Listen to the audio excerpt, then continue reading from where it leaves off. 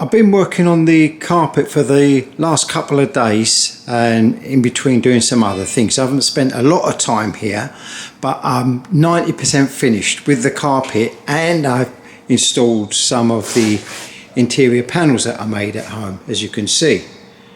And they came out really well. I'm so pleased with my first ever effort at car trimming. Looking through there, the only bits I've got left are the kick panels down there, and I'm leaving them off because I've still got to sort out the courtesy lights, and I've got to put in the centre console bitty thing and handbrake, whatever.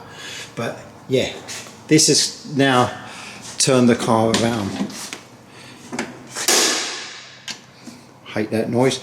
I've also put new weather strips on there too, so that it's all brand new inside.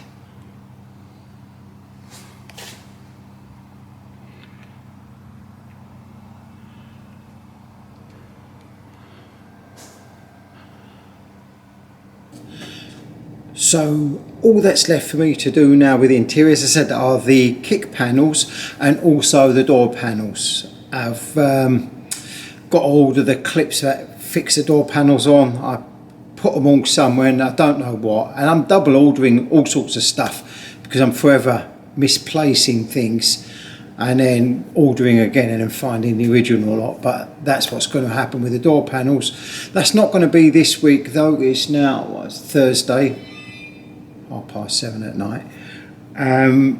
That'll be for next week, but meanwhile there's other little bits and pieces I can be getting along with. I've been having a problem with the car not starting, and it hasn't started for a couple of days. So what it turns out that there was a problem with the petrol tank, which I think I've solved. What I've been getting is leaks just sprouting out from the fuel system, particularly on the return pipes.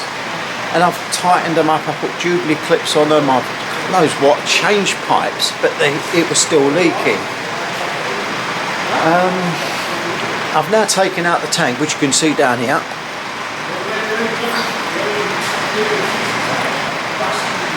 Stuck out, my brother's got like an inspection camera which I've stuck down there to have a look at.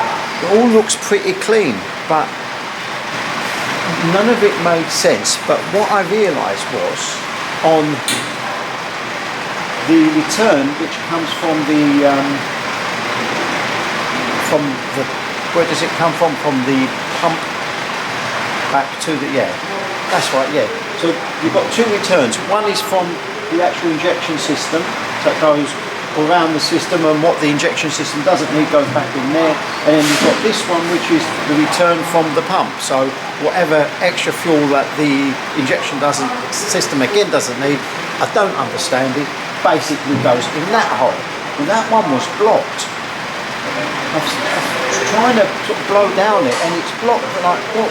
Why is it so blocked? And it's from this part of the system which it keeps on sprouting out fuel. So I don't know how clear this is going to be on camera. So you've got the tank and you've got the pump and the filter.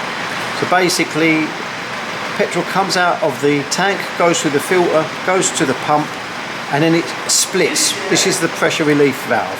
So one side goes to the injectors and the other side of that comes back all the way round back into the tank, and inside the tank you can see there's a tube there, and it's that tube which seemed to be blocked. Now I was sort of ramming stuff down there, and obviously being very wary of you dealing with petrol here, so you don't want to put anything that might cause a spark.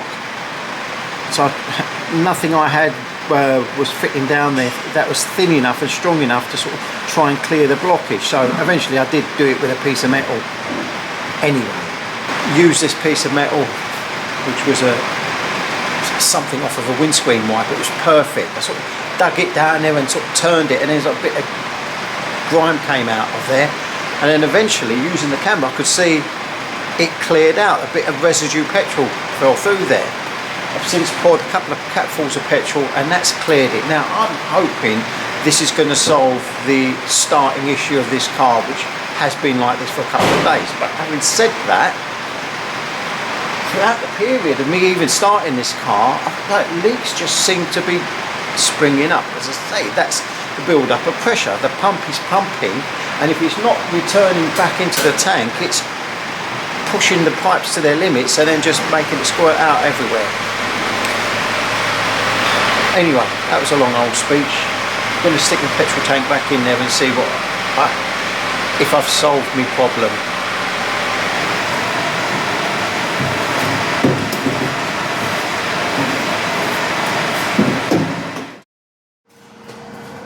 Okay, I just fired it up and it's seeming to be running quite nice, a lot better than it has been running up until now, and I think it's now down to a little bit of tuning and a little bit of timing and whatnot. But have a look at this.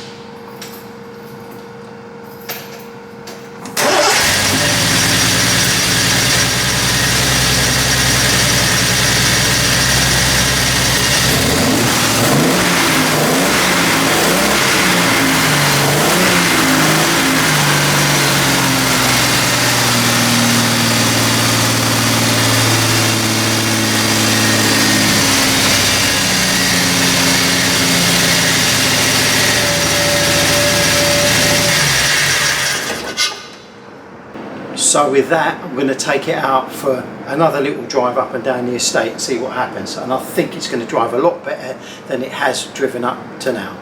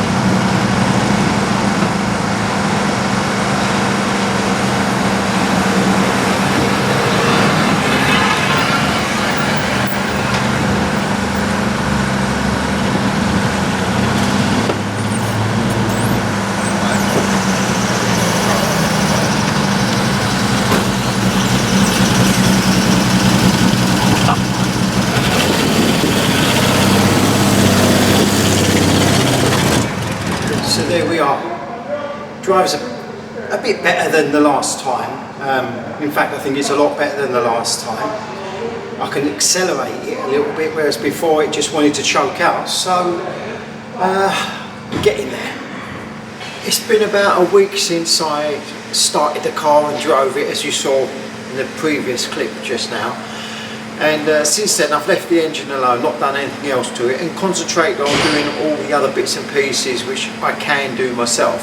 So for the last few days I've been finishing off the carpet, put the door panels in and started putting the hood frame in too. So this is what it currently looks like.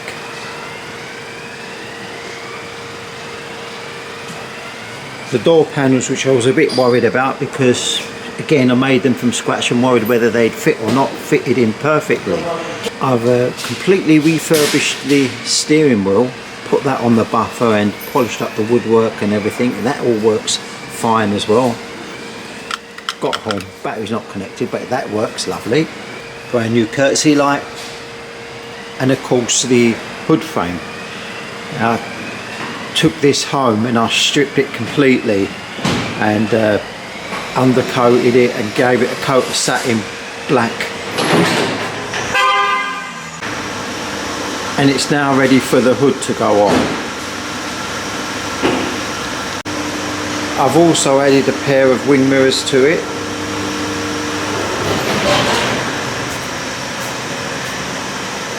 These are really nice stainless steel ones. Another big difference is the grille has now gone on. I've got all the electrics working on the front, and well, all the electrics everywhere are working now, but I've had a little bit of a tricky time with the headlights. Found the fault and sorted that out. Once that was sorted out, I could put the grille on, so that's finally finished. It's waiting for the bumpers now, and I'm holding back. They're going to end up costing me near enough £1,000, so I thought if I could just hang on a little bit longer. You never know. I mean, I've waited 9 months to find a set of bumpers and I haven't, but still hopeful. But I think within the next week or so I will be ordering the bumpers too. Then I've got my little to-do list, all minor jobs, and it's quite satisfying when you've got a list and you can cross each little bit out.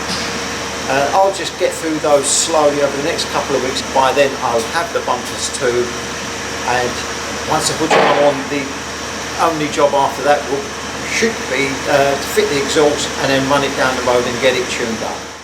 Just come in, it's Friday, just gone 10 o'clock, and got an order that's arrived.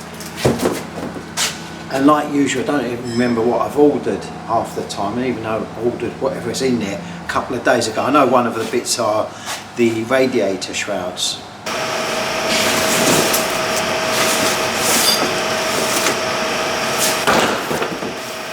That will be the radiator shroud.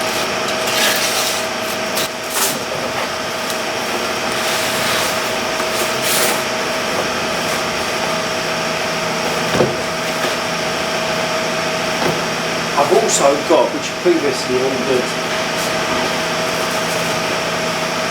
ages ago, which are the same as that bit, but these are for the boot, and this will line the complete boot. Anyway, that's that.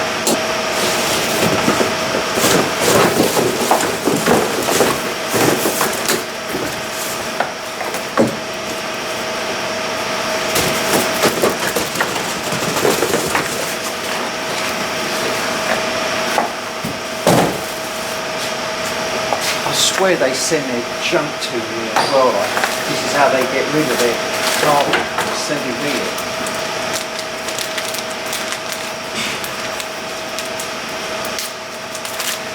I can't remember what I ordered for here. A couple of door handles. Funny thing is,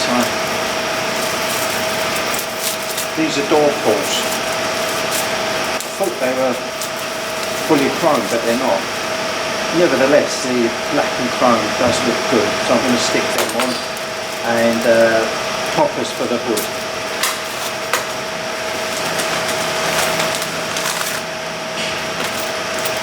And some new bolts for the hood frame because I didn't have the correct ones.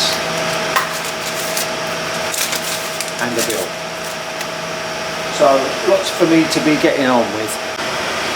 Also, what I did last night while I was at home was took the seat belts. They were quite badly corroded. I rubbed them down and used that wrinkle paint over this, and you see the finish here. It's come out really well. And then I used a bit of my daughter's nail varnish for the centre button, and that's come out like new. That's really pleased with that wrinkle paint. I just want to spray everything with it. And then I've just washed the seat belts themselves with a scrubbing brush, little nail brush, and dry them out. So they should go on shortly.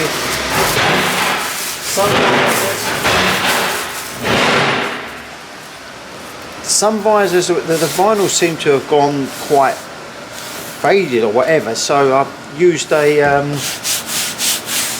colourant on there. It's what I use on leather, what I did with leather seats with. I thought I'd try it out on the vinyl. It's worked out really well. These look like they're brand new again, so it's great when you can save money by refurbishing something rather than just simply going and buying something. That lot would have cost me quite a few quid if I had to go and buy it all.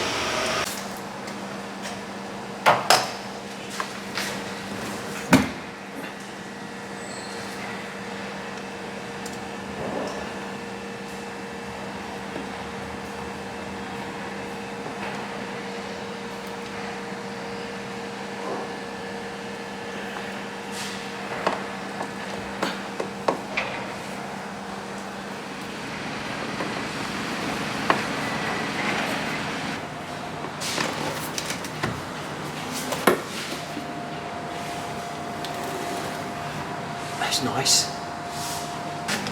My thinking behind these was I wanted to do away with the plastic thing that goes on the top of here. I don't like it, and quite like that we've got like the colour of the body contrasting with the colour of the panel. So I thought, now the plastic part that goes on here is an actual door pull as well. I just didn't fancy trying to fit one of those and whatever. The old ones were horrible. I didn't want to restore them, and I just like the idea of having that there like that. Just that, I feel like it dresses up the door panel a bit nicer as well, and it's a nice pull. So yeah, marked on that door the area roughly where I want to put them in, and I'll just I'll do that door, then transfer those measurements to this door, and you get what I'm trying to say. I'm a bit nervous about doing this, because if I get it wrong I've messed up the door panel, but kind of done all the calculations, so I should be right. What I'm gonna do is I'll be using these, there you go. These are self-drilling tappers. They've got an actual drill point on the top of them and a very coarse thread, so these should be strong enough to hold the handle and not pull off of the door when I'm using it to shut the door. The benefit of using these is that you get a perfect hole for the thread and get a really tight fit. So that's that one on. Just got to line this up, make sure it's at the right height,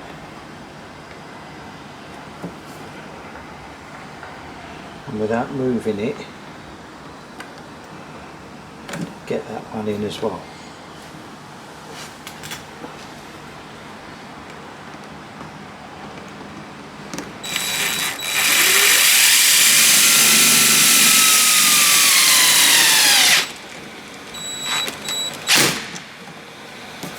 There you go. That's real strong. Let's test that out. Perfect. Yeah, as I say, I think that's a nicer finish to the door panel than the plastic capping on the top. Although this needs a little bit of touching up, which I will blow in very carefully. So it's Saturday coming up to 4:30, and I'm finished for the day, and I'm getting very, very close to finishing off this car. You can see up here I keep a to-do list, and this list gets refreshed. This is my third list and is my final list, and when you look at it, there's hardly much left to do. I've got to fit a rear view mirror, fit the hood, order and fit bumpers, side decals, new exhaust, need to put the car on the ramp and properly underseal the underneath, get the wheels aligned, sort out whatever I'm going to do with the seat belts, tune up and number plates.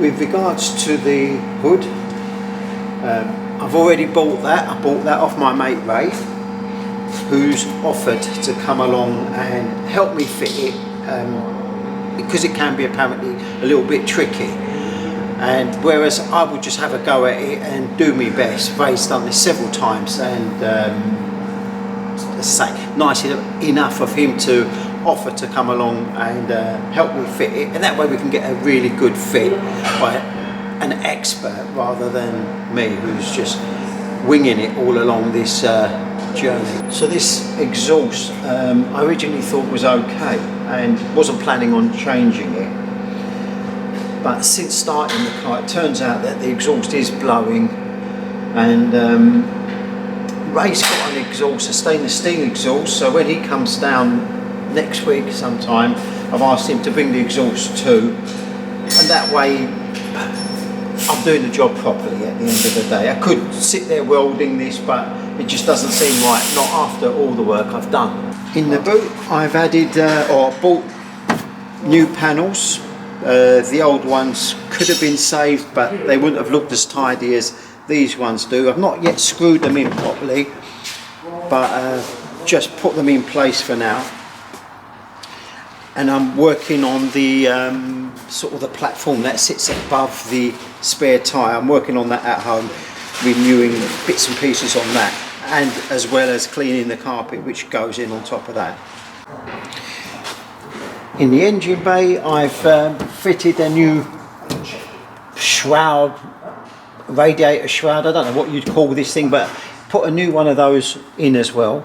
So within the engine bay, everything is pretty much finished, and it's looking really nice underneath here, really nice.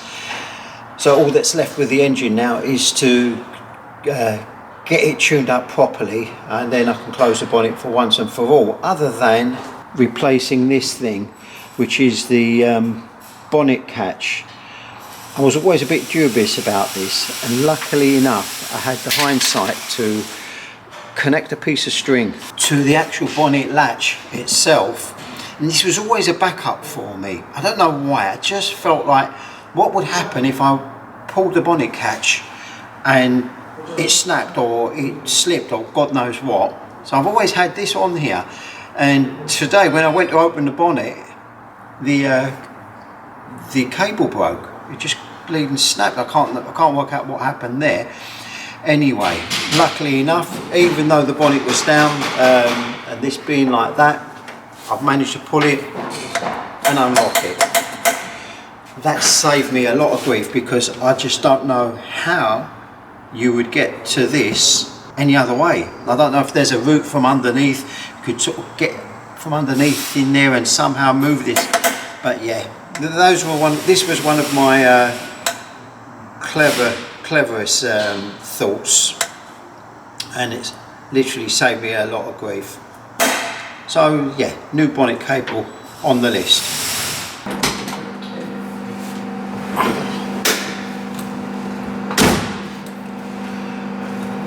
The interior is pretty much finished. There's not much more I can do in here, other than keep meaning to bring a little brush to clear out these vents, which are all dusty. I think, yeah, that's literally it. I haven't bothered fitting a radio, and I'll leave that for now. That's just completely not important at all to me. So,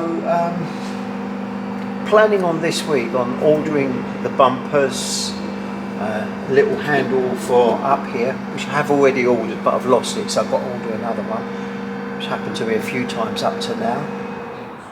And I reckon one or two other little bits and pieces. I'll complete those little jobs myself this week.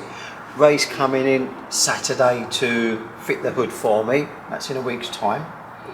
And then the guy who says he can tune it for me, he also wants to come on Saturday, but obviously I can't have someone on the hood and someone in the engine bay at the same time, so I'll have to kind of reschedule that for another time. But as far as what I've got to do, there really isn't much now. I've got about a day or two, the most, of what I can physically do on this car. I'll be coming in tomorrow to put it up on the ramp so that I can underseal it and get to all the little nooks and crannies that I couldn't get to when I had the car on axle stands. So that will be handy to see what's going on underneath, because I haven't properly seen what it looks like under there other than laying on my back. I know what to expect, but there will be no shocks or surprises, but at least standing up underneath the car is a lot easier than laying down underneath the car. So that's it for this episode. I'm kind of thinking the next episode might be the final episode in this little series. I don't think I'll be doing any more classic cars. Never say never, I know we all say that. But yeah, this one's caused me a lot of grief, so I really don't think I'll be trying to do one again. I think I'll take up something simple like knitting for a change. Something that won't cause me to go into meltdown. But thanks for watching, and hopefully see you again in a week's time.